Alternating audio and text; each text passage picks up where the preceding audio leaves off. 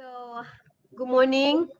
It's 10:30 right now. Yes. My name is Dr. Hanim Romainoor from School of the Arts. Today, I will moderate ICAP panel, Mr. Joseph Fu session.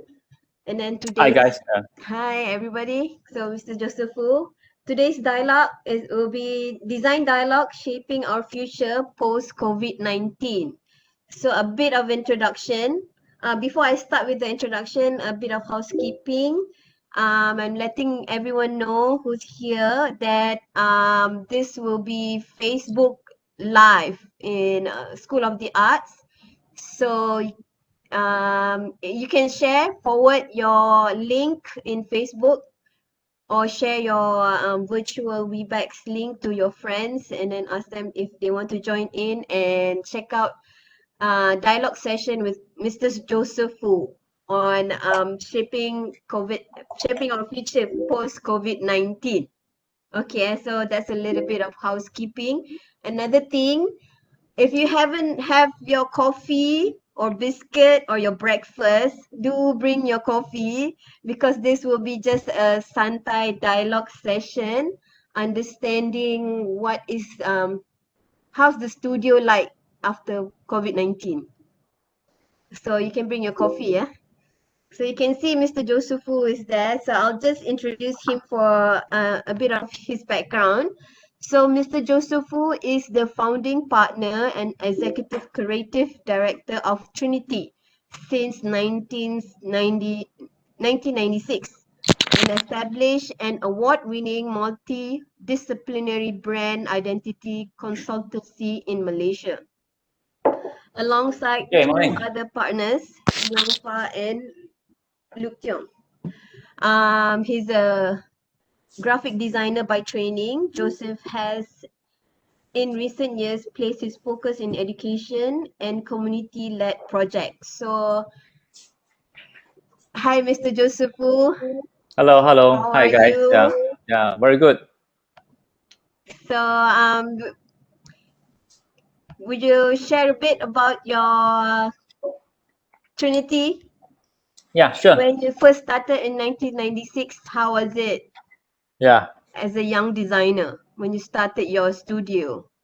Okay. I think it is quite a good reminder for me because 96 is kind of like a few years, two years before the financial crisis Oh, okay. in Asia, and prior to be back in Malaysia, I was working quite a bit in Singapore and also a short while in the US right after my graduation. Yeah, working in Singapore for about 5 years, and well, I actually pretty enjoyed Singapore. I mean, partly because that the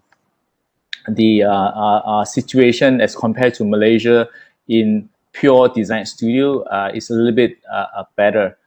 But I think, I think the reason why I came back is partly there's two reasons. One, of course, personal reason because I want to spend a bit more time with my grandma because she's really old. And the other reason is kind of strange because I felt too comfortable in Singapore.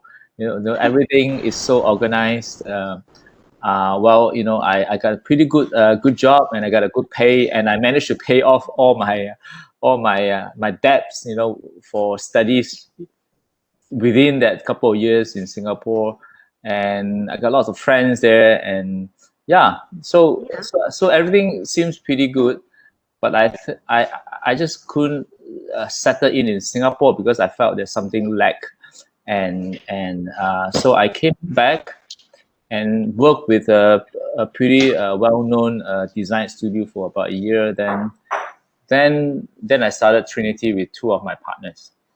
Oh, okay. So but I think that point of time is a good time. I suppose because Malaysia is booming, and uh, and design, graphic design is kind of just being aware, thanks to our previous bosses, that actually sort of spent quite a bit of effort to promote design. So then we were one of the very few, maybe just less than a handful of a small boutique size design studio that specializes in identity and a bit of typography. So we got pretty busy within a short time, working with ad agencies, and those are pretty much our friends lah, and also started to have our own client. It was just within a year, so it was a pretty, I would say, a smooth ride in the beginning, because there's not much challenge, and to do good design is kind of like, breathing to us, because we have been trained mostly in the UK and the US, and work abroad, and especially for me in Singapore for many years. So we kind of able to fit into the requirement, if not better, for towards the industry. I think that was the advantage back then. Looking back, I mean, fast forward to now. Now, because of the media, because of internet, everybody kind of being exposed to kind of like the same thing. There's no such thing as in like, oh, you're being abroad and you are well exposed than the other. So I think now, just within the finger clicks, you can talk to a pretty good design masters even in Amsterdam, right? So you can Yeah. almost do anything. So I think the good and the bad lah. I mean, to me, I think at this point in time, you are exposed to the whole world, and at the same time, you may not know where to start. So Yeah. I think, if I can give any piece of advice, I think it has to start from yourself lah. I think making observation of who you are, and try to understand what you want to do, and realize what is your superpower, what's your strength in a way. From there, okay, then to connect with the rest of the world, to connect with even the client, or as you move into industry, it'll be much easier. So back to Trinity. So Trinity started off as a boutique design company. Then we started to have good clients, and we always want to do community-led program or activities. So even in the first year, we started to pull together friends, within the design communities. We organizes short program. We organizes seminar or conferences. We even went all the way to Penang. That we work with the local Penang creative to do probably the first design conference about 20 years ago, or Oh, that's 19 years ago in Penang, and we pulled together our friends from all over the world, and some they just pay a visit. We brought them over to Penang, and we started a kind of like a collective. It's called Ching He. Ching He is basically in King Street, I think. Back then, we worked with some local architects and designers. We turned the whole old shop lot into a bookstore and the event space. So for about 2 to 3 years, while we are still occupy the space, we develop a lot of design related programs, and also fine art, of course. Yeah. So then back to KL, and we team up with bookshops like how and why, and we do design program with the schools. We do small little design community workshops, or get together. We even went to the extent to work with activists. Yeah. uh, can we have people mute their audio and video?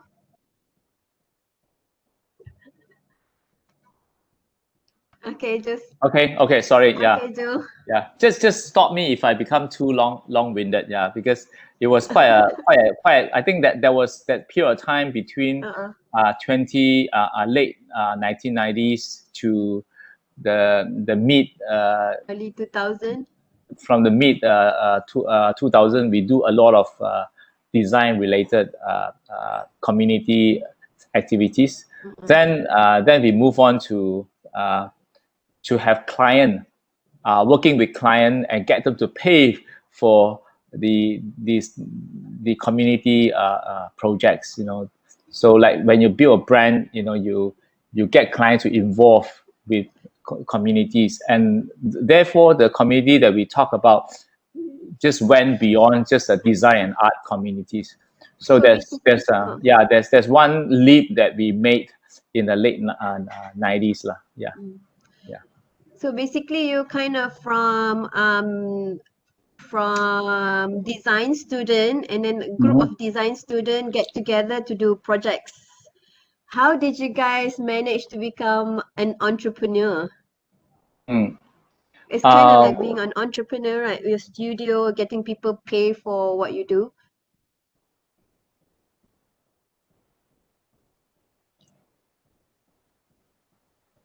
Hang on, I think it lags a little bit. Yes. Okay, now it's good. Sorry, I was just trying to change my.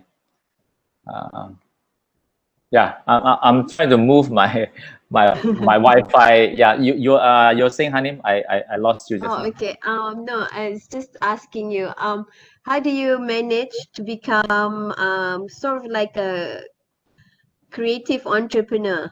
Is that Mm. kind of what your design studio do? Like from Yeah, yeah. you started as a student, a graphic design student, and then you guys got together and then do a small project. Mm, mm. And then that passion came in. It sounds like you guys are passionate. So how did you keep that passion going and then Yeah. started and become a creative entrepreneur? I I I I think that's got to do with what our calling is lah. I mean, our calling and our values. We when we were still a design students, or even when we are at a young designers, we always look up to people like even let's say close to us will be people like Henry Steiner or Alan Chan in Hong Kong, that they focuses a lot in the local culture, the heritage between the Chinese, the East and the West. Then when I was in the US, I was fascinated by the magazine called Emigre. They are Oh, I like that magazine. really going into design discourse. They don't talk about just the trend, but they rather go into how culture shape design. Because for Emigre it's basically just a couple, which is Rudy I like Vanderland that magazine and too. Susanna Licko. The couple just emigrate from Holland to the US. So Yeah. from there they they have culture shock. And then Uh-huh. the magazine is basically a documentation of design and typography, plus the experimentation that they actually made, when they are in California. So that is basically our influence. And then back then they actually do a lot of small lectures, in different schools or even to the design industry. So that's how we actually meet people. So with that influence, we came home and we realized that design studio, it shouldn't be separated. You shouldn't work like an island. You should work uh, among each other. So there was not even the so-called the idea of collaboration back then, but we already started, to work together, play together with friends, not just within Malaysia, but rather around Asia.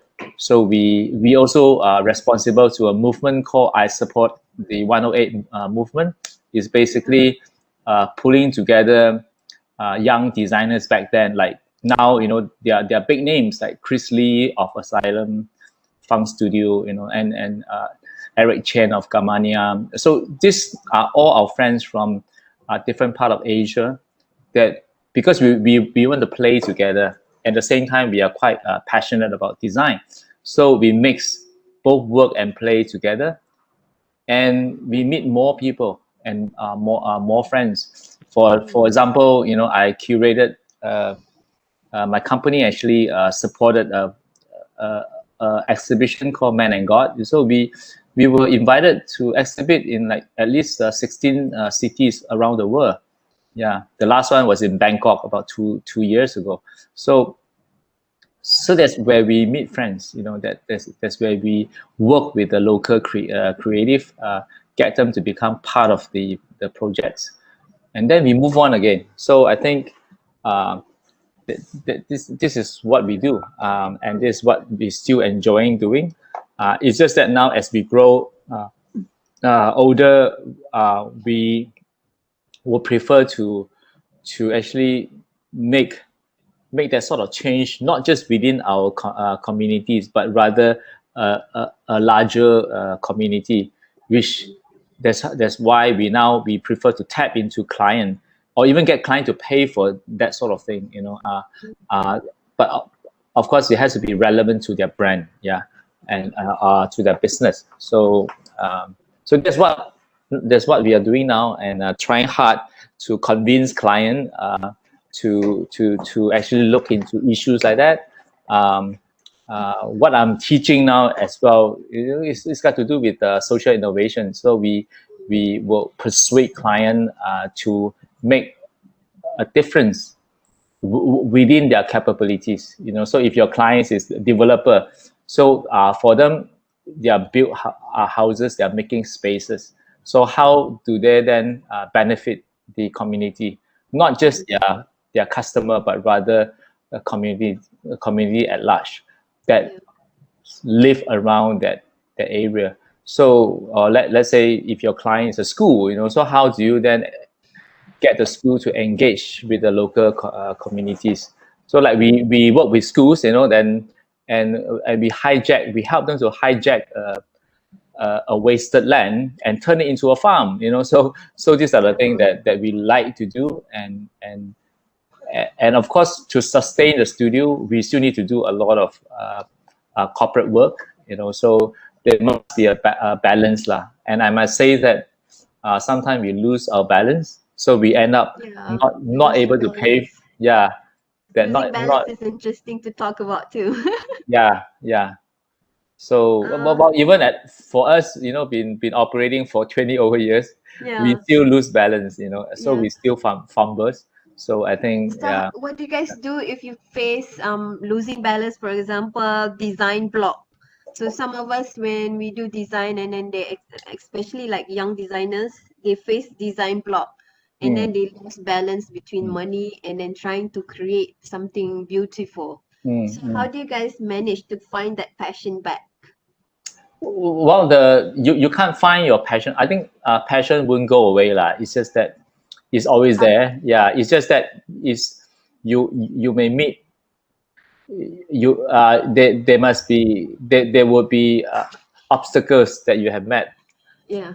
over the process of your work that sort of um, become greater than your passion, and therefore you thought your passion is gone. No, your passion is Yeah. always there. Yeah. But it's just that how do you Identify. yeah. So let's say you make a mistake, right? You make sure you won't make the same mistake next time, right? So I think that's how we should learn. um, but then the next one, you may make other mistakes, then Yeah. you will then document it, and make sure that you won't make that mistakes.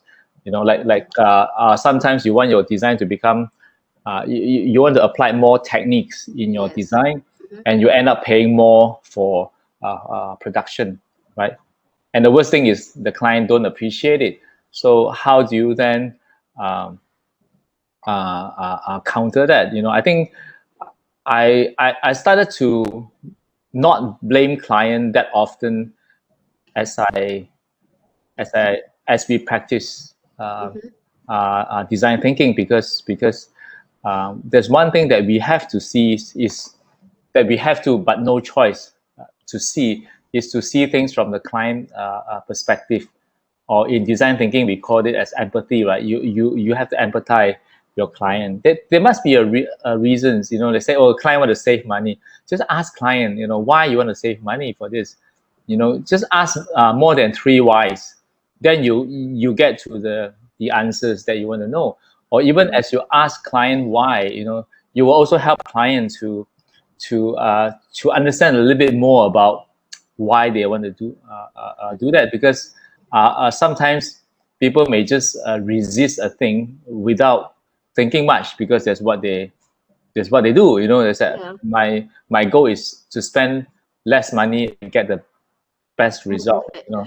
Yeah, and what's wrong with that, right? So how do we then actually advise them? You say, well, because for the client, they will probably say, oh, you mean if I spend 5% more, I can impress more people, you know. Then you know, then you will then able to convince them of the little techniques that you want. Or you think that it will help client for the greater good. So I think um, like we talked about yesterday, you know, you have to understand yourself, you know, who are you and what's your strength, uh, and also you have to understand your client, which is your client, which is the consumer. So It's a 3-step thing. yeah, so that's the art of war, you know. It's basically understanding yourself and your opponent, you know. Then you win the war, you know. So that's the truth, actually. Yeah. So win the war. It's like the advertising war. Like you go to battle, sometimes you will try to make client understand the the the potential of building a brand, rather than making sales, you know. So for client, a lot of them, especially SMEs, they just want sales, because to them, they just have to make money and pay bills, okay. um, but if you can able to justify to them, that is they'll be more sustainable if you're able um, to have a brand, okay, to have a brand that people recognize. Then you will eventually you spend less in doing all this sales pitch or marketing.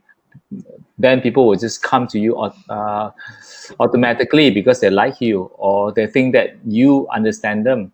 So, you know, like why people will have to spend more money on a certain brand, because they felt that brand is close to them, the brand understand them, and the brand I think that's like better. We can yeah, say better. and the brand, you know, I mean, the brand able to reflect, you know, their status or who they are, right?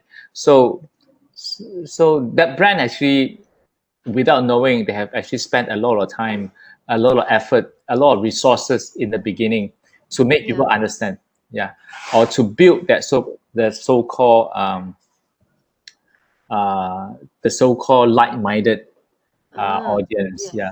So I mean, you can't convince everybody, but first you just have to go to the like-minded people. Yeah. So So yeah. the difference between branding and identity is something very totally different. Is that correct? Like Trinity, you guys built Trinity brand since 1996 until today. It has become this a strong Yeah. Yeah. platform where people trust that Brand brand. branding is basically a process. You are you are It's like running is a process. I run from one point to another point. Branding is basically a process of building a brand. Okay, building a service, a product, or a company, right? So they are just a company or a product or a service. Like Maxis is a service, right? But Yeah. so in the process of branding, of building the brand, is called branding, you turn Yes. into a brand that people can relate to. So identity is basically the face of the brand, so in the process of building a brand, then obviously a brand need a face. Yeah. Now you see me, you see me as a face. Okay, this Yes. is the person that I Joseph. know, and his name is Joseph. Then you only see me as how I look like, right?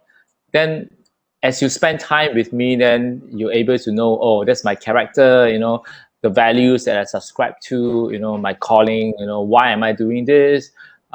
Because of my belief, or because of my calling, or because I wanted to, or Yes. because of how I've been brought out, by my Yeah. family. So the more you know me, then you know this person inside me. So that's called, and in terms of branding, that's what we call the brand values, the brand Yes. characters, Yeah. the brand personalities. And these so-called brand characters, this values and personality, it attribute to how I look like. If I believe in simplicity, if I practice simplicity, if I'm the guy that is no bullshit, no frill, then when you look at me, you see how I dress, how my values manifest to how I dress, or how Yes. I talk, or how I draw, or how I write. Because that's basically a manifestation of who you are. So that manifestation, it become the identity. Because that will be constantly. If I'm a person that's humorous, I will be humorous when I'm cooking. I'll be humorous when I'm talking, or when I'm teaching, or the way I dress. So that is a manifestation. And when you do it constantly and consistently, then it become identity. Yeah, that's a strong message to give up. Mhm. So your identity, branding, brand, and identity. So from there, from the client, from your point of view, when you're meeting a client, how do you lay out a design brief Well, or make you the it's client like you understand? it's like you going to doctors. The doctor will Yeah, ask you a lot of questions and say, yeah, you got a headache, and then because of the headache, you ask him more question. What do you eat? yeah, What have you been doing for the last couple of days? yeah, So these are all diagnostic lah. So it's the same when the client says that I want a logo. It's like a patient say I got a headache, but okay. there must be a reason why he want a logo, because at the end of the day, he may not just want a logo. He actually need a rebranding exercise, Yeah, or maybe he don't need a logo, but rather he need a marketing communication exercise. So it's the same. You say you got a headache, but perhaps it's your diet, or perhaps ah, is you have not slept well for a few weeks, so that causes a headache. mm, Sometimes we actually walk away from the client by doing nothing. So we will tell yeah, them that actually you don't have to do anything. uh-huh, Yeah. So yeah, you just have to look into your operation. Let's say, for example, so um, so to many of practitioner, it's quite silly, because mhm, you actually been advising clients to do nothing, then you make yeah, nothing, right? You yeah, earn nothing. So there's a difference between a professional and a businessman. A businessman, no matter how, they have to make some money, right? yeah, To yeah, meet ends net. But then if you are a professional, then it's different. You have to learn to say no, or you have to learn uh-huh. to tell the client the truth. um, We don't want to work with you. Have you reject a client that you say, oh, we're not interested to work with you? yeah. Yeah, And some sometimes we have to help them understand that, yeah, you know uh,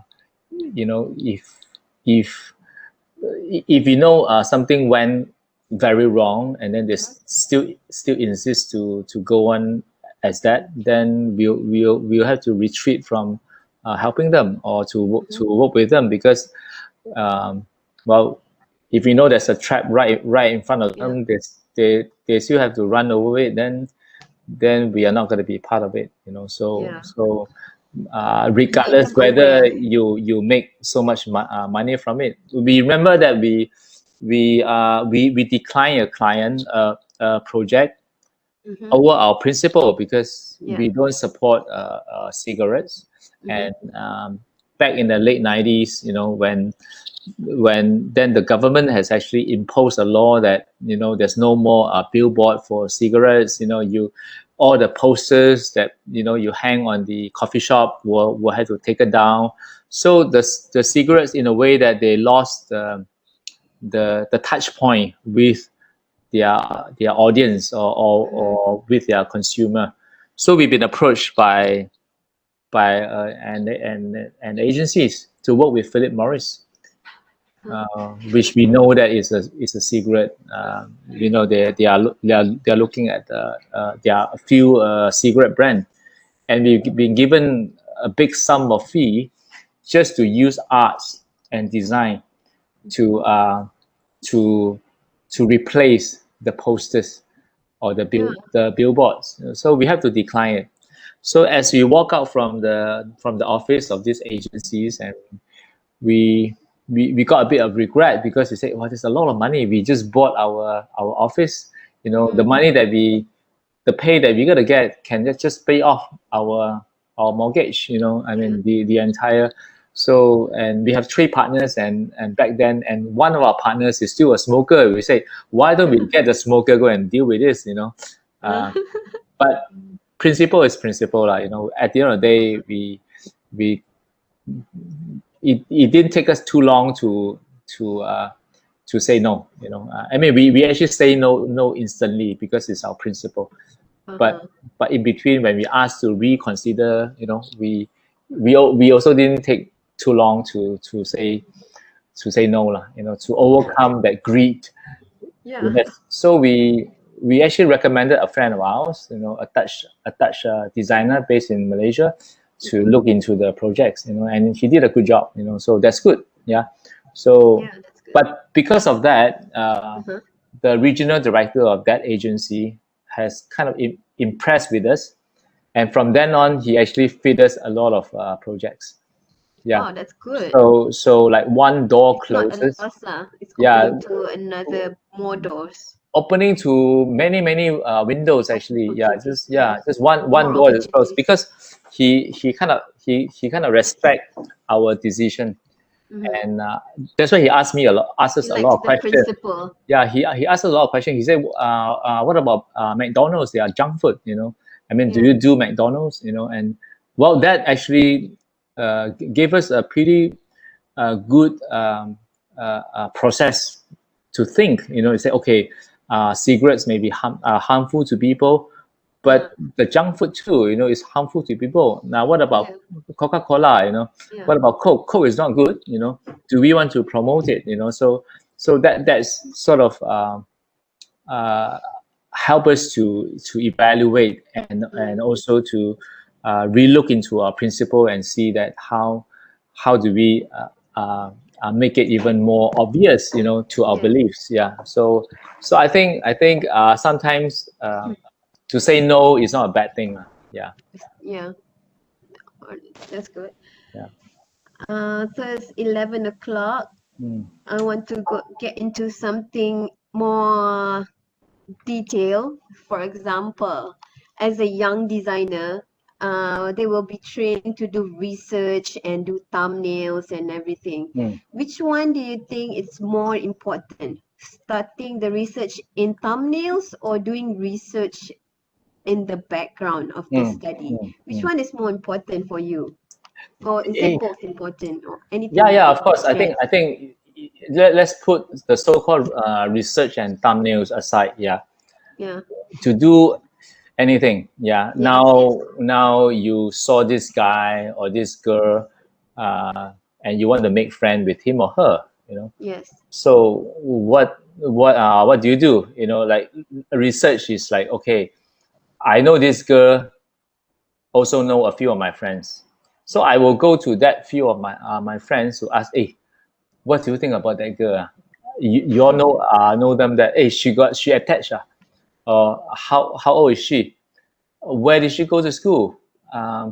What did she like? Okay, where did she live? So that's research, right? Okay, Yes. yeah. So it's basically building understanding. Okay, Yeah. and to build understanding, you got no choice. Is to go into the subjects matter, and the things and the people that related to that subject.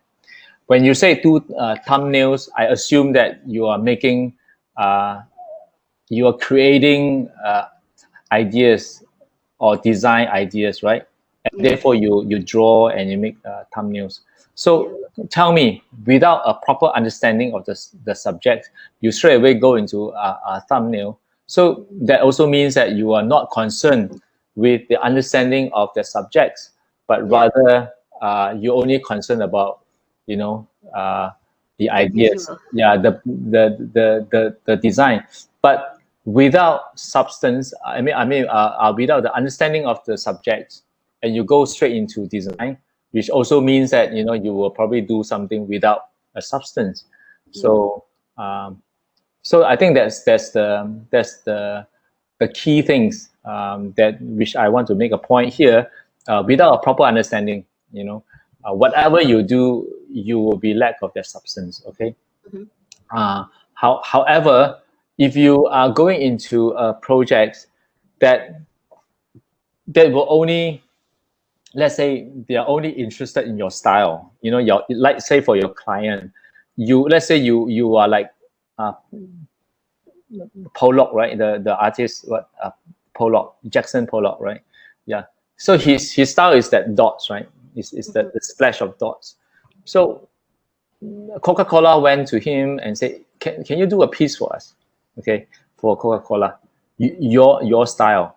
Then of course, Oh. Pollock will say, okay, he will go straight into, he will think about, okay, he probably spend time thinking about it, how he want to make it different or slightly relevant to the subject that's Coca-Cola, right? So perhaps he will only use red dots, okay, for Coke, so then he can immediately go into sketches, because if he already understands Coke, and he knows that he's not going to do something different for Coke, because Coke is looking for his style. Okay, so he already know his style, right? And he practiced it for many years. So in that case, yeah, I don't see there's anything wrong to go straight into your thumbnail or sketches. It's almost like I know what I want to do, or client want me to do what I want to do. Okay, uh, what I need to do is just that.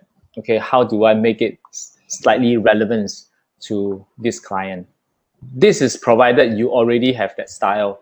This is provided that clients looking for that style, and you are Yeah. the person can do it. There's no The one can perfect do it. person. There's no one can do it better than you. So then of course you can go into thumbnail. There's one other thing that I think that is also quite wise, that thumbnail is your hand that's working, right? So your hands working. So when your hands works, you must know that your hand will have the ability to think as well. So we always think that it's here. No, actually your hands can think. Yeah. So it's always good to actually do thumbnails, to draw sketches. Yeah, it's always good. But to make it more substance, you just have to understand, which means that you have to do research. Yeah, yeah. So both are important. It's Sounds just like like you do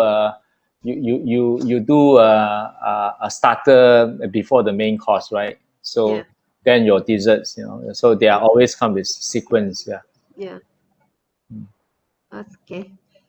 So I just want to share a bit about what you did for your latest collaborative project, A Book and Chocolate ABC, Okay. a learning space for the children of the Annapurna region that was created for the local community to encourage literacy among their children. So basically, this is a social change project or Yeah, yeah. social. So, well, one of our friends saw our projects, and he put he had sort of coined a term. He's very good in developing terms. He say this Yeah. is called responsible tourism, which Oh, means that you go for a tour, okay? yeah. Then I mean, then you engage with the local communities Mm-hmm. wherever you are, and you Mm-hmm. understand their problem, and you make observation of the problems. Mm-hmm. Then you the ideation. You engage with the locals, and you Mm-hmm. develop ideas how to change or make a difference or solve that problems. Mm-hmm. Then you execute your ideas with Mm-hmm. the locals. So there's basically design thinking process lah. First, you are there, so you empathize. Mm-hmm. You empathize the people there. Okay, uh, which in our case that we encounter with these children as we track in Annapurna base camp. Yeah, that they always ask for chocolate. And at some point, some of the youth they ask for money. So we felt there's something wrong. Because we realized that these people has been asking for chocolate for generations. Like the mother that we talked to and say, yeah, when I was a kid, I asked for chocolate from foreigners. So it become like a culture. It become like a Ah. habit. Yeah, to ask things from the others.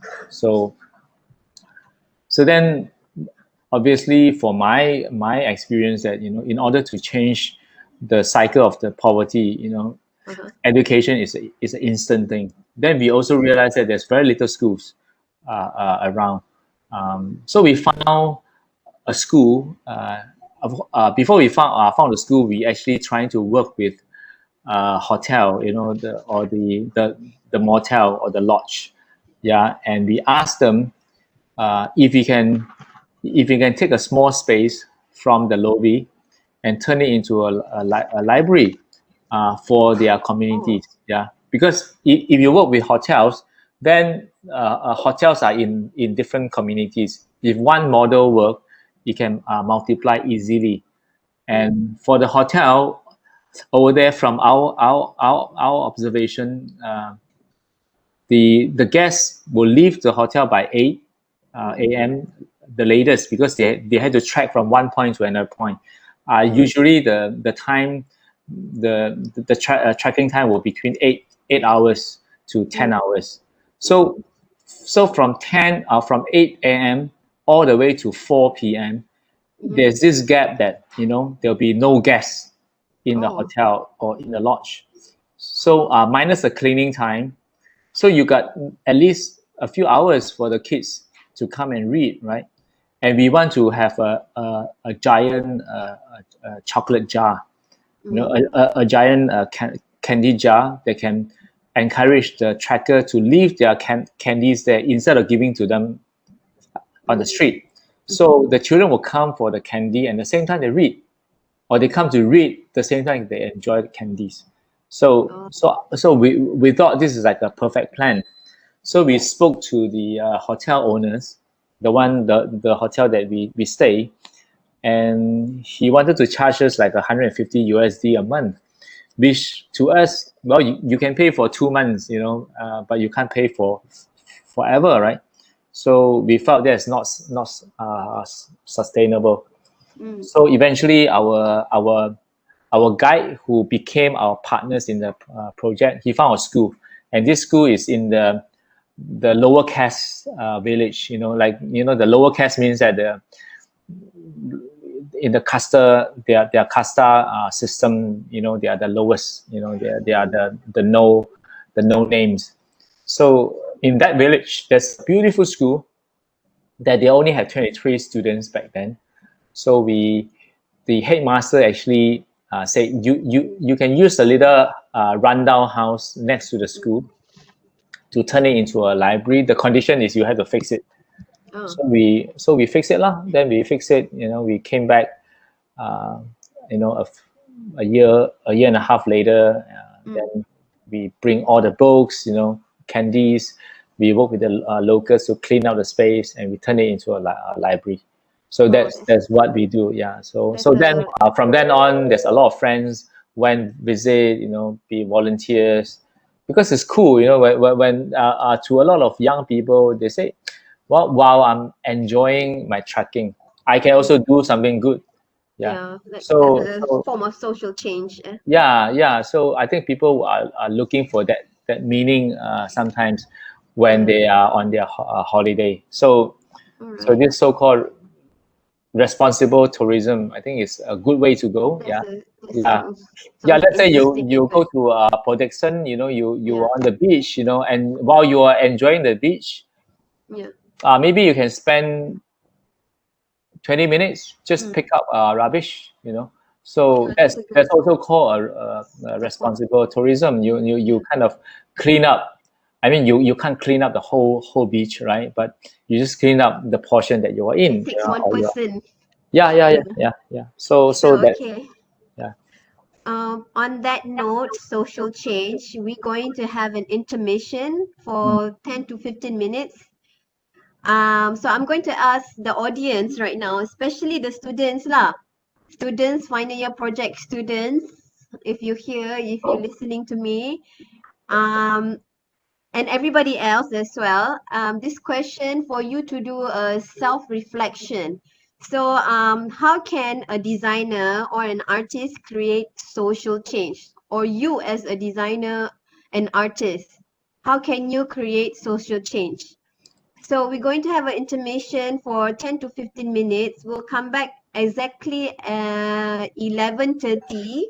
So you have your break. You have a self-reflection about social change. How can you, as a designer or an artist, create social change? So That, do a that self-reflection. But just a point to add in when you say Yeah, social change, it yeah. may be something very far from you. But think about social. The social can actually start from you, your family, your neighborhood, Mm-hmm, or like now you're in USM. mm-hmm. Yeah, it's within USM. It doesn't have to be the whole Penang, or it doesn't have to be the whole Malaysia or the whole Asia, right? I mean, of course, social change, when you go bigger influence, the better, right? But then it always start from you, your family, your neighborhood, your community. Then it grow bigger, so think along that line. So if it's a social change is Start small. something too heavy for you, you can always start small, just you and your friend, you Yeah, in your room, let's say yeah, for example, you and your six housemate. How do you make that change within that small space? yeah. Okay. So for this session, we're going to talk about social change from yourself, family, community. And then before we start with that session, I just want to ask a bit of the present right now, COVID-19, post-COVID-19, and the experiences of design studio. What are they experiencing right now? And how are they surviving during this commotion, COVID-19? Or what we call it, virtual era as well, because like you said earlier, even we have COVID-19, but we have this social media or internet boom, where you can Mm. get a lot of information, especially visuals, concept, ideas. Everything is interlinked in the internet. So how do a design studio um, experience this? How do they survive? How do they work into it and then move forward in the future? Yeah, I think it's just a quick reminder of what we just talked about before the break. Yeah, For whatever thing that we do, we have to understand the subjects. yeah, We have to understand the situation, right? Obviously, the first stage of the lockdown, a lot of us are pretty lost, because we are not sure how long it's going to take, what exactly is the next step. So for me, for Trinity, obviously we need to follow the rules, right? So we basically close the office, and without knowing what's next. But before we went ahead, we actually briefed the designers. So we will try to work from home. Okay, but then a lot of projects is been shelved. Let's say, for example, one of my partners are working on retail stuff. The retail is closed. There's no retail, so which also means that there will be no job from there. Um, then my other colleagues, are working on property. Well, so there will be no property launch, right? So again, project is shelved.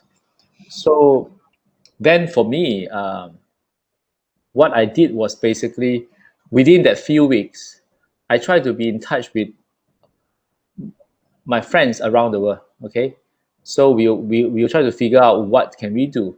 So on that again, I think there's something good that if you have friends, who's around the world, and they are different type of friends. Friends who's in business, friends that's in the creative, friends that in the in the education industry. So I think with that, we able to go into projects in Shanghai, and we are acquiring projects in Beijing, which is a city near Beijing.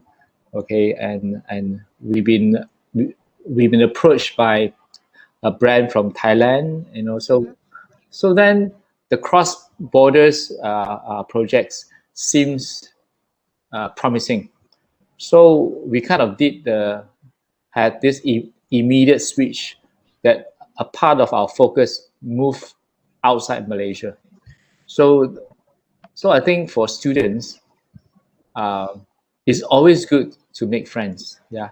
See, over the past 20 years or more than 20 years, remember we talk about all these community-led projects, uh, uh, regional conferences, um, the the exhibition that I curated that brought me to different cities of the world. Uh, and we used to attend design conferences uh, organized by ICAP. Then it's this World Graphic Design Association. They have interesting content, and we go and I make friends. And some of these friends become very good friends. Okay, then for the last 15 years, I've been invited to judge, on different creative awards, from Cannes to Creative Circle Awards in Denmark, or Danish Design Award, or even to the local country award. So I make a lot of friends, and some of these friends becomes my partners overseas. So with that, we have quite a lot of opportunities that's open up to us. We didn't use the opportunities when we are kind of busy with our own thing. But but at the crunch time, then our friend from Hong Kong says, hey, there's this project, you want to go in together? Like right after, like a month and a half ago, even in Malaysia, we've been asked to do a project, but because of the client is related to one of my partners, and we shouldn't take the project because it's related, right? But then It's important. but then we can actually work through. I mean, our good friend, who we can team up with a friend, and through the company we can still do the projects. Yeah. So that's it's always good to make friends. I think to have like-minded friends that share your values, friends that share your strength. Yeah, that friends that not just compete with you but also can work together with you. So I think this is something that I learned over the past 3 months during COVID-19. That at time like this, this contact becomes so important. Yeah, it literally saved our life actually, or save the company. The connection of people, is it? Yeah, yeah, yeah. So that's how your studio still managed to survive with the context that you have, Yeah, the yeah, connection that you yeah. made The connection prior to that. and to keep the spirit going. Yeah, I think Yeah, that's something more. that's good. All right, okay. So should we ask some people their question, their reflection? So it's 11:40. I can pick and choose some of them, some of the students that have Mhm. done their reflection, and then they can ask some questions, and then we can go through this session. Yeah. All right. So anybody, especially students lah kan, if you want, lecturers pun can right? Can. Can. So anybody want to volunteer to share their reflection and then add some questions among the people that who's in the Webex meeting right now? Okay, semua diam, probably malu. I'll burn the fire. I'll take one student. I'm not sure which one. Um. Okay. Okay. Which one? Do you want to choose a name, Mr. Joseph Fu? Yeah, sure. Where can I find the name? Okay, at the bottom you can choose. There's like a head icon. Yeah. You click on that, and you can see the list of participants who's still right now. Oh, I can only see a few though. Let's see. Uh, I only see you, Sarina, Oh, okay. Ahmad Shaja, So I Anila. choose one person. Oi Ping Ho. Are you there? Oh, yeah, yeah, I see now. Yeah.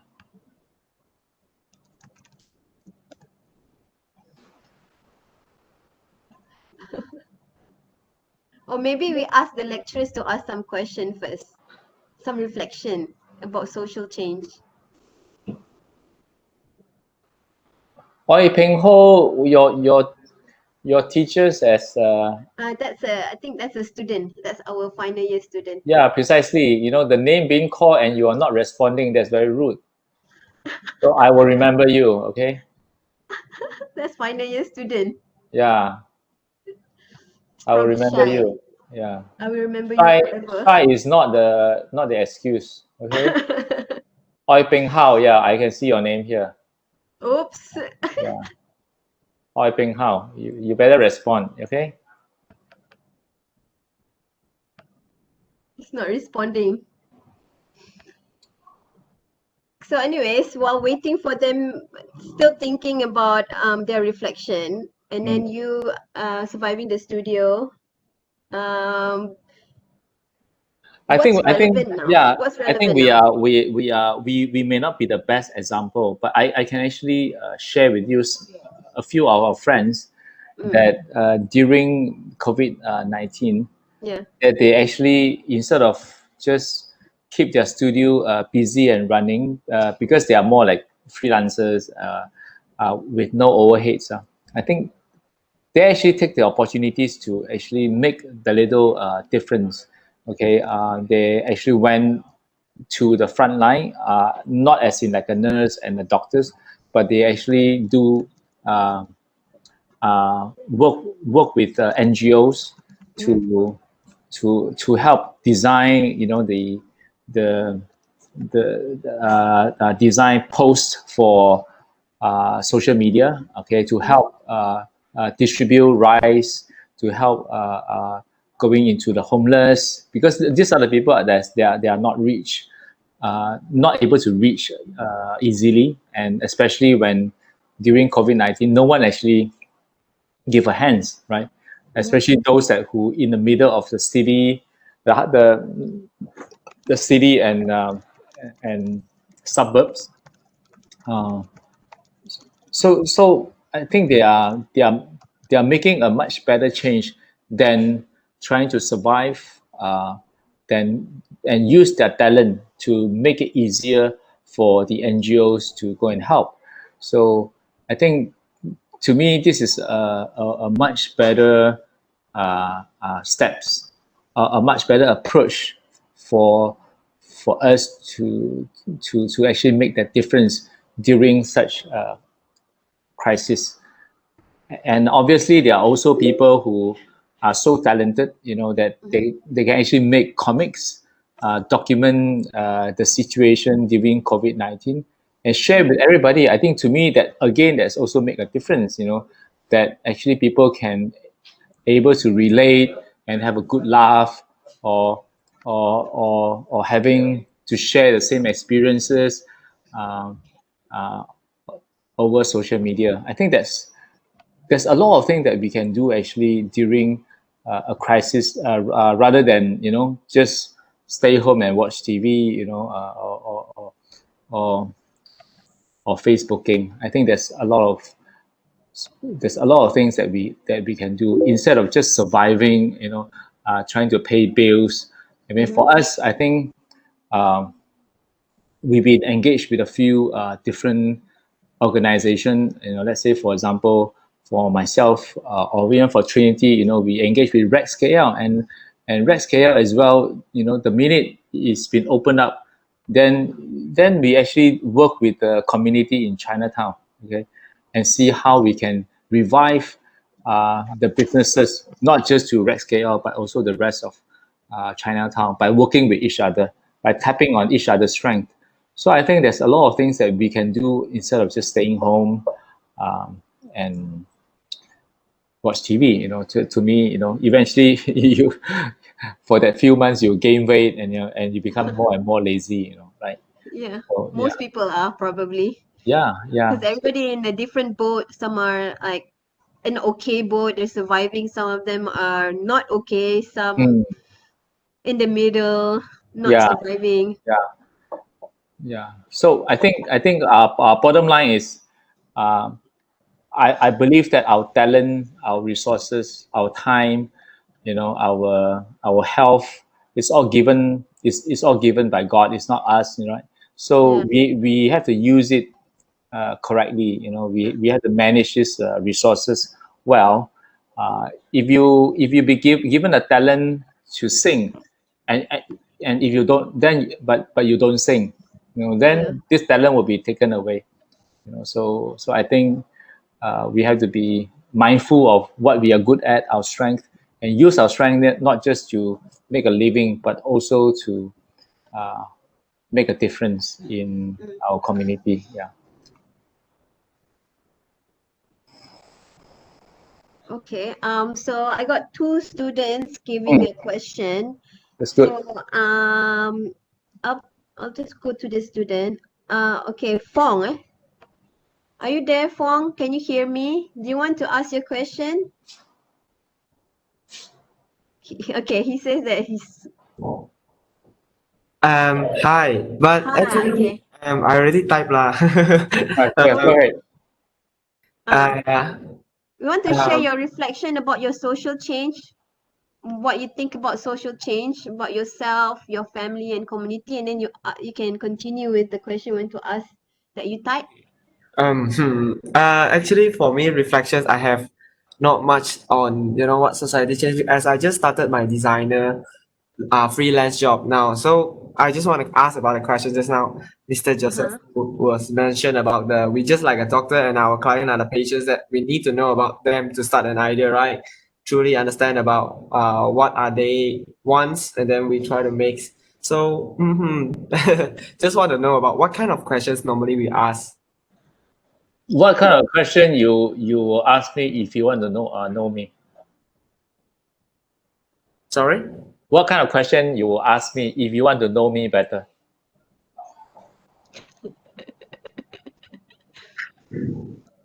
If you want to let's get say, to know Mr. Joseph yeah, if you are, let's say you don't even know my name, so you ask me, hi, I'm so and so, what's your name, right? So, okay, then what's the other question that you ask me, that you will ask me, if you want to know me?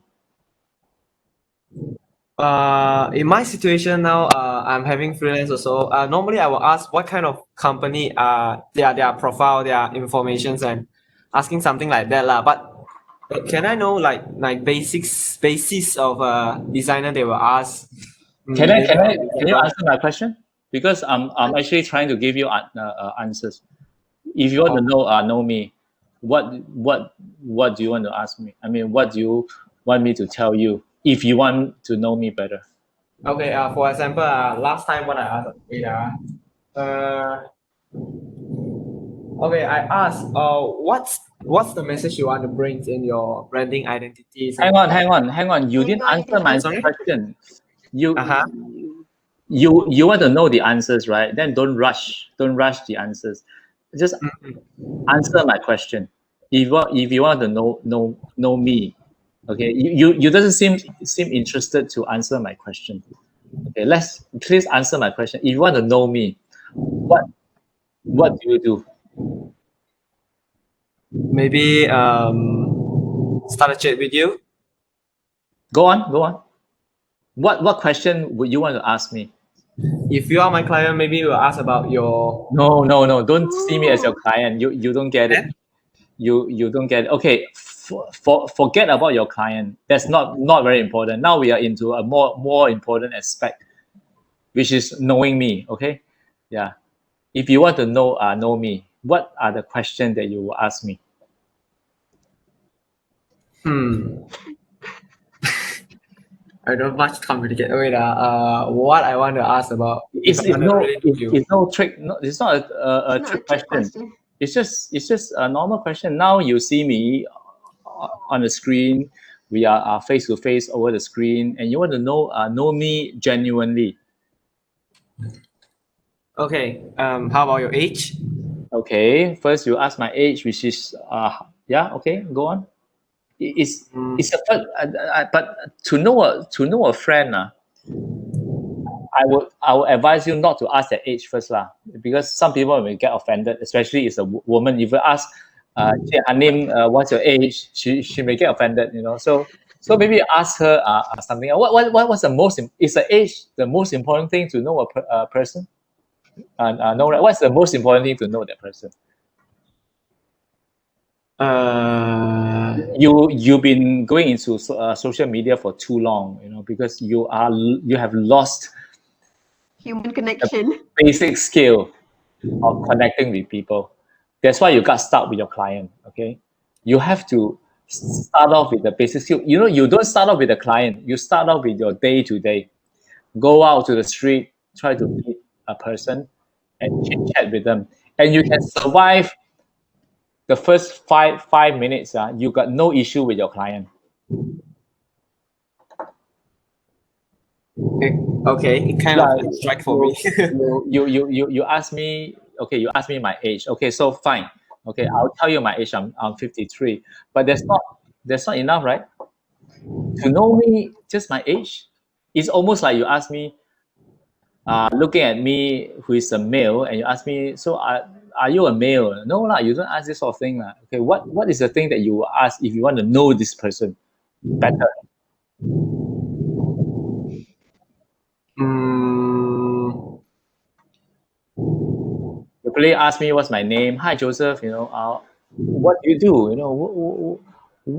Oh, you're a designer. What do you design? Oh, you teach as well. What sort of subject that you teach? Oh, how long have you been teaching? Oh, for wow, 20 years is a long time. Uh, tell me a little bit about what you are teaching. So the same as you go to your client, you ask him a very basic question. So what is this company doing? Okay, tell me a little bit more. Okay, oh, your company is selling glove. Okay, what sort of glove that you're looking at? Okay, and what is the difference? Then if you want to know me, say, oh yeah, a lot of people are doing design. Okay, what makes you so different than the other people? what actually is your niche, in design, like, oh, you do a lot of corporate identity. Okay, fine. But there's also a lot of people are doing corporate identity. Can you tell me a bit of difference between you and the others? So it's the same. Then you ask your client, oh, you are into glove business, but there are like plenty of manufacturer SMEs are into glove. So what makes you so different than the others? The differentiation. Then your client may say, oh, we are quite cheap. We are cheaper because of the material, or we have the technology to use less material. Then you started to jot down important aspect or important points of what makes them so different. Okay. So at the end of the day, when I meet my friend, as we chit chat, trying to go into to know each other more, So I will probably ask him, um, what's your dream? What's your aspiration in life? What do you want to be when you grow up? So then it's the same thing. You ask your client, what's your vision? What's your plan for the next 5 to 10 years? Okay, what's your vision? So people like like BP, they say our vision is go beyond petroleum. That's what their name is, beyond petroleum. They want to go beyond petroleum.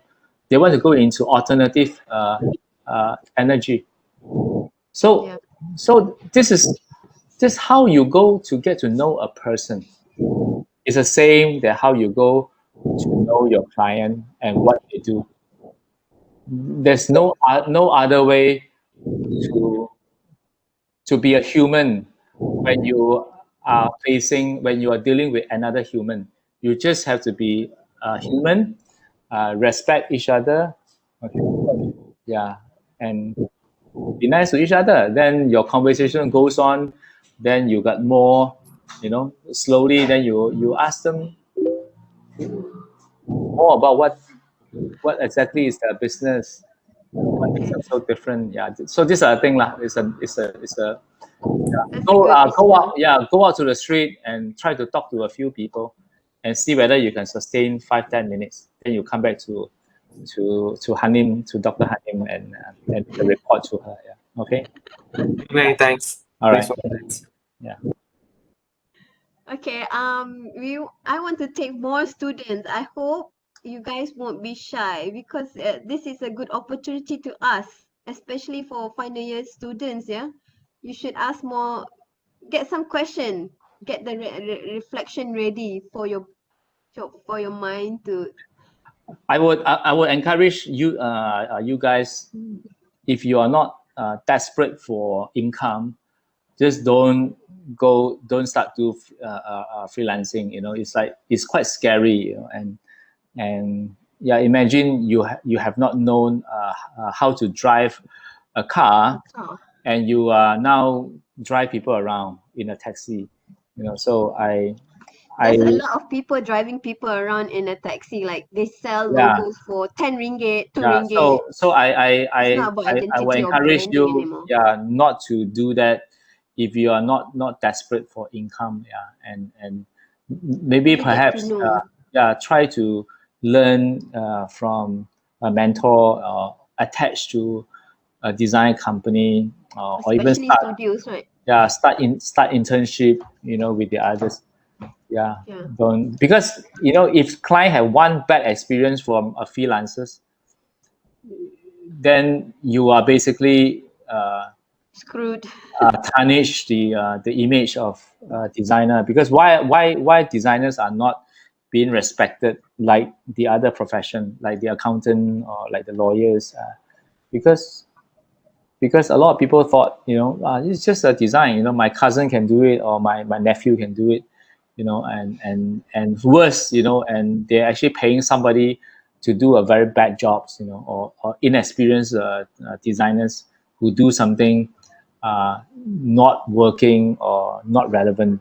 So it's like, if it's like you go to a doctor's, and then uh, after the treatment it got worse, so you will not go to the doctor again, or eventually if you kena too many times, then you are not going to go to doctor anymore because you don't trust doctors anymore.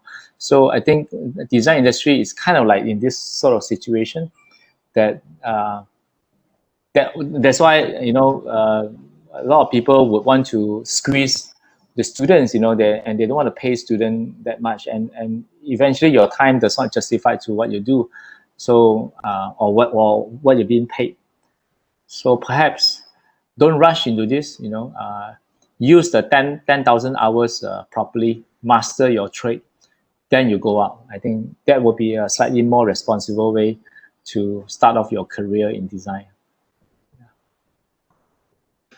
Okay, anybody else have burning question but Hi, mic is broken? Dr. Hanim. I have a question. Hi, go ahead. Yeah, that's good. Bernice. Okay. Hi, good afternoon, Mr. Joseph and Dr. Hi. Hanim. Hi. I actually have questions because this is actually a crucial period for everyone, especially me and my friends, because we are all doing this FYP project. But there's actually one huge barrier that I'm facing right now, which is engagement and isolation. Engagement is that we need to engage with people and we need to observe people, and then only we can understand what are their concerns and what they need in order to support them. And isolation now is that we are actually most of the time we are staying in home, and then we might feel a bit more uncomfortable to communicate with people. Even right now, to be honest, I feel very jittery talking to people. I don't know why, but I feel very jittery in communicating with people right now. So now I'm facing this barrier that how do we overcome this matter? Like, how do we engage with our target audience, and in order to understand them more in this period? Yeah, there's only two options. One, you go and do it yourself. Go and talk to people, overcome the barrier, like I told the other guy just now, that just go talk to people, practice communication skills. The other option is you hire somebody to do it for you. You can hire me, you can hire Dr. Hanim. Yeah, we're happy to do it for you. Seriously, yeah. You just brief me. I'll send you a fee and you pay me. If you're rich, you can get people to do it. If you're not rich, you do it yourself. That's the order, I think. Yeah. I see. Because now I'm actually working a campaign. Actually, it's part of considered as a social change campaign, because it's about textile sustainability. That's what I wanted to work on. Because currently I've been seeing KL, other places, they have been doing these textile sustainability activities very actively, but I haven't seen any in Penang, which is why my campaign is being set in Penang. But now I'm actually not in Penang anymore, so there's this huge gap that I'm actually connecting with this campaign. So, you just have to go back to Penang. What's wrong of going back to Penang? It's okay, right? Now you can travel across the borders. I mean, across the state, right? Yeah. Or you can engage with, maybe start from just two or three people that based in Penang, and talk to them about it. So, or the other way is to engage somebody who is in Penang, pay them a fee and get them to do it. I mean, there's also communication, because even though you pay people a fee, right, you still need to brief that person, right? You still have to know that, okay, what's the goal that you want to achieve, right? So to me, again, these are communication skills. Whether you do it on your own or you can get a team to do it for you. Like for us, sometimes we will do the research ourselves. Sometimes we actually get a research company to do it for us. But the research company do not know what's in our brain, right? They don't live in our brain. We still have to work with them. It's a fair amount. It's pretty much the same amount of time that I'm gonna spend. I see. Whether a research company, and sometimes we use our clever assumption. Like let's say now a drink from Thailand who want to come into Malaysia. So based on my experience, I can already give them a few pointers that say, okay, if you're coming to Malaysia, you are targeting, of course, you cannot avoid the majority, which is the Malay race, right? So then I will have to inform them about the habits of the Malay people, right? Yeah, versus what they have in their own country. Let's say, for example, Thailand, right? Say, okay, so then from then, what I'm gonna do? I'm gonna go to a few of my close Malay friends and talk to them, right? So once I talk to them, they say, "Oh yeah, this is the habits of it." Confirm what I thought, what my clever guesses or my clever assumptions. So then, when it's being confirmed, how do I get numbers for it? So then I would make a survey, do a survey form, and send to hundreds of uh, the Malay friends that I have over the email. Let's say over 100 forms that I sent, I only got 65 back, which is also quite good, right? So yeah, then if I multiplied it, get my other friends, my teammate to do it. So if I got 10 teammates on this, so we got back 650 forms that been answered, and that's very good. Yeah, so that's how you should do it. Yeah, there's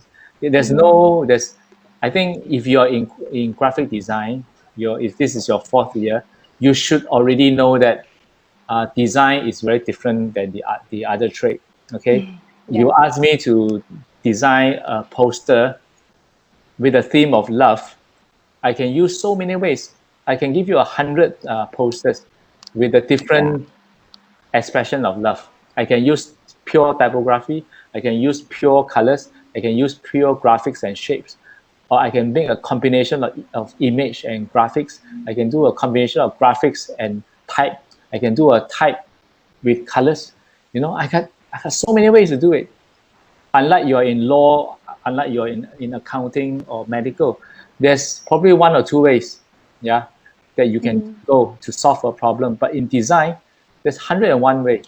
So if you're serious about going into a design industry, you need to practice this. I mean, no one is good in anything, but in design, that's what makes us so different than the others. But the thing that make you so different than the others, and you don't possess this, then you must well go to bank and work as a. I'm not saying going bank to work is not good, but at least you don't have to be like a designer that actually make a living through solving problems, communication problems. Understood. Yeah. Thank you for sharing, Mr. Joseph. All right. Thank you. So, okay. This session should be ending now. Do we want to share anything? Can we have one more person who wants to ask some question? Yeah, I think you should know by now that I don't want to spoon feed you guys, even as a students. But I always want you to actually think about it, and through your life practice, and then back to the solving the design issues or problems.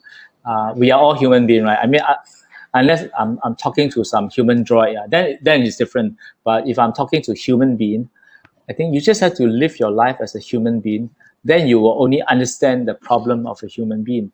You cannot stand on one end and talking to your client on the other end. You have to go to your client and try to stand and see from his perspective. If now I'm asked to design a furniture for a 5-year-old kids, I would want to behave like a 5-year-old. I would want to bend down and see from a 5-year-old perspective. That's empathy. You have to be part of them. You can never, being untouched, stand on one edge on your own comfort zone and trying to solve design problems. It's not gonna work. Yeah, it will not work. Yeah. So Communication is important. So we have one more question. Okay, Hi, Terry. hi, Chomen. Dr. Hanim. Hi, Joseph, Hi. Mr. hi, Joseph. hi. I have a question. If my project is about a negative issue, related to co-violence against women, it is how to say it is like It feels like it is hard to not visually presentable when we want to bring it to audience by using design. And I have a question on, because we are not social workers, so is our campaign focusing on discussing about this sensitive issue, or we just provide suggestions, hotlines, or ways to protect themselves? What was the question? Sorry. If the main concern of our campaign is about discussing the how to say, go deeper into the issue of co-violence against women, or which What is co-violence? Co-violence is what? Co is uh, like maybe you are emotional co what what is emotional violence. How to say, bullying their is wife abuse or lah. You are talking spouse, about abuse lah, right? are abused. Abuse lah. Yeah, you need to get this right lah. You know, is if you if your team you also not sure, then I'm not sure whether you should go into these issues. You have to really understand these issues. Okay. You got to have people who is being abused. Okay, you got to have people who is woman, right? You are talking about woman abuse, right? So you need to have these cases. You have to see, as I said just now, if you listen to me carefully, right? You have to you have to see things from their perspective as well. Okay, Okay. yeah. So you have to be that woman that being abused. Okay?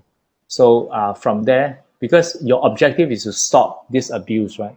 Okay, then how do you, if you don't understand them, if this abuse are mainly coming from husband, let's say for example, then you have to see from their perspective why the husband have to abuse them.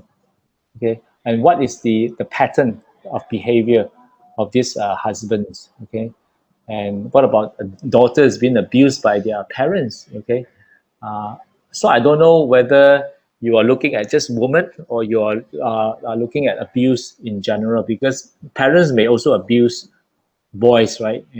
So I think you have to first have to nail down exactly what you want to do. Okay, if it's only targeting to women, then you may get stuck. If it's like the parents abuse their children, the children are both boys and girls, then you probably get stuck from there. So I think first you have to look into your theme, your topic. Number two, you need to be there. Okay, you need to have a few strong cases of this abuse.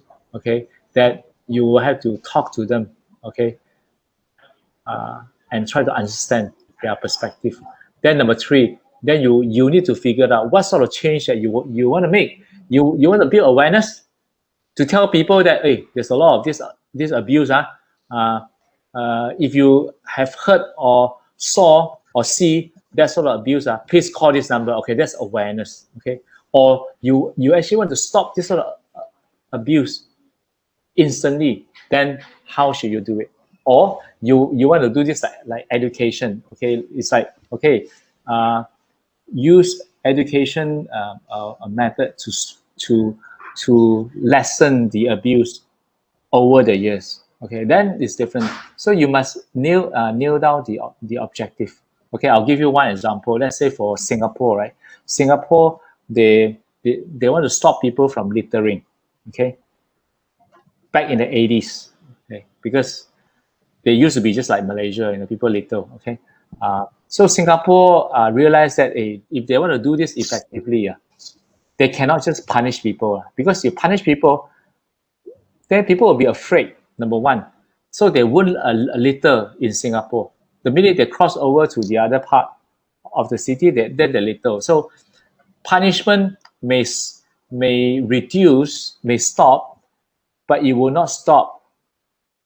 It will not change them. So they realize that, hey, to change them, there's only way to do it is through education. So they started to teach the children do not litter and tell them why they shouldn't litter. And they will tell them that if you litter, what will be the cause and effect of littering? You will not just spoil your image of the country, but you also, you will affect public health as well. So true education is long term, punishment is short term. Okay, so you think about it. Okay, like what sort of effect that you want to achieve, short term effect or long term effect, or just purely awareness. It's purely awareness. You just got to tell people how bad it is. Then people know that it's very bad to litter. So I don't litter lah. So yeah, that's awareness. But that doesn't mean that whoever didn't been is not been have not seen your campaign, they will continue to litter. So is that lah. So you need to think about that. Yeah. Okay, thank you. All right. So it's 12:15. Okay. We should end. The session is ending soon. And then the participant, I think they're very shy or have mic problem to ask question. We got 3 questions. That's okay. Well, if you have any more question, it's fine. We are here. Yeah, or you can just. I will just send you my email. You can always. You can send the email. Email for me. the final year student especially. Yeah.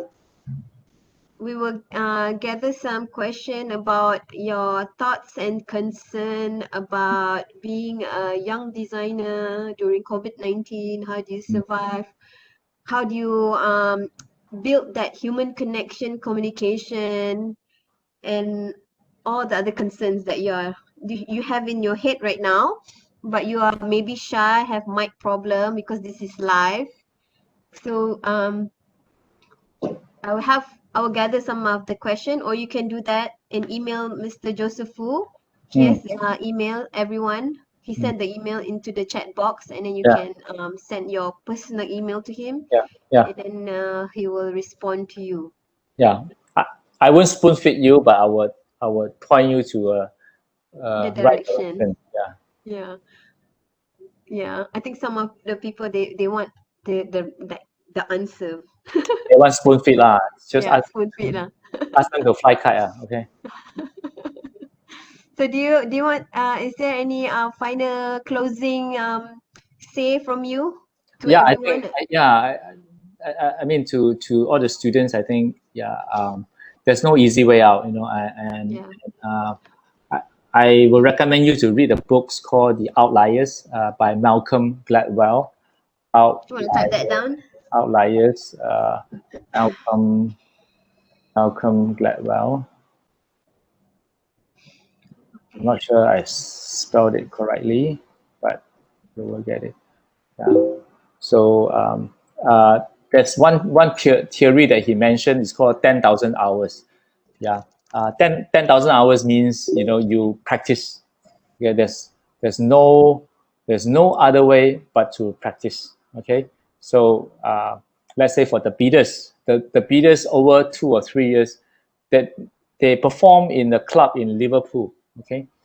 And they have to perform over the weekends, and each time is more than 6-7 hours, and they cannot play the same tune for the 6-7 hours. So because of that, they have to write a lot of songs, a lot of music, and they get to practice every weekends. Okay, and because of that, they are ready for the tipping point where when they become so famous, they have enough songs, to feed their fans, their audience. Okay, for example, Bill Gates. For a number of years, he was actually work in the lab. Okay, a computer lab. Okay, and why? I mean, those days back in the 60s, right? The computer labs is like a whole floor. One computer is like as big as this room, right? So they actually need people to monitor the computers.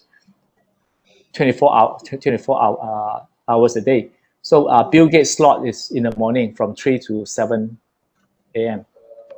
So he only went home at 7 to sleep.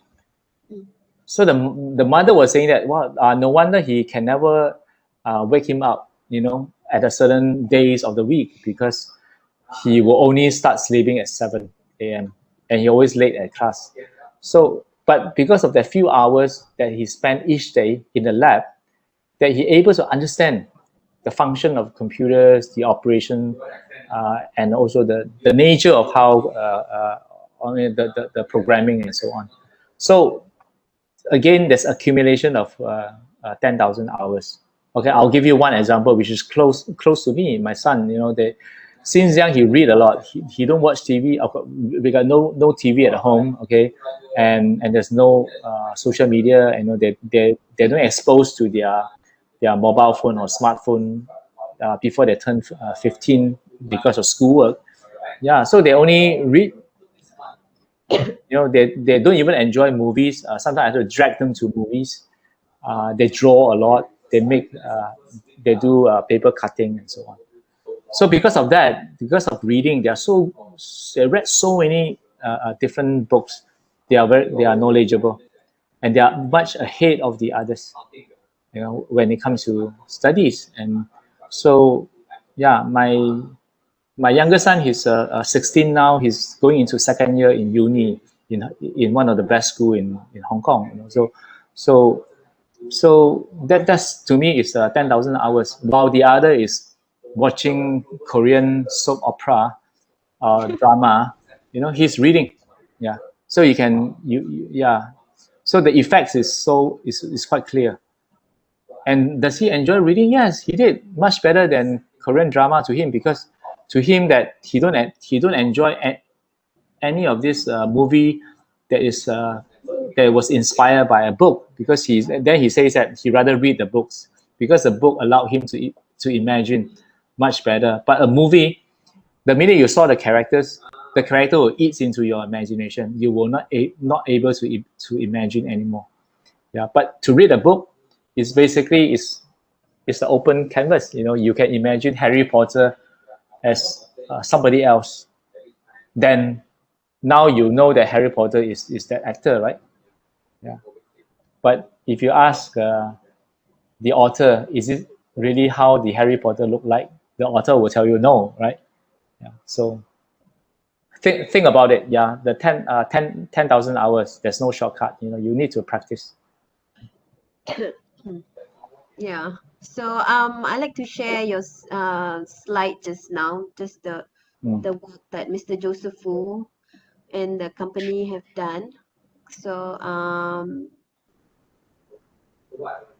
so this is yeah, his work. Can you see that? Can the people see this? So yeah, so this will be our closing view of Mr. Joseph Wu's work. Yeah. So as you can see, the work has involved, three-dimensional stuff, to tiles, to social innovation projects like the the movement of giving, and also the library. We also built orphanage in the in northern Thailand. And we work on the waste management, like the cardboard thing that you see is actually waste management. We actually teaches client how to actually use the wastage. Instead of just send in for recycle, they can actually use the wastage and make design. Yeah. And make something that useful, instead of just send in for recycle. Why send in for recycle is not good? Because recycle, you still need human resources. Yeah, you still need lights and waters, electricity and waters. Yeah, but if you can turn them into design, then it gives a second life to the wastage. So yeah, so these are the things that we do. And of course, we do this show called Man and God. Man and God has been going around the world. Basically, it's about design, visual arts on the subject of spirituality. Okay. All right. All right. Thank you for sharing yourself to School of the Arts and the students.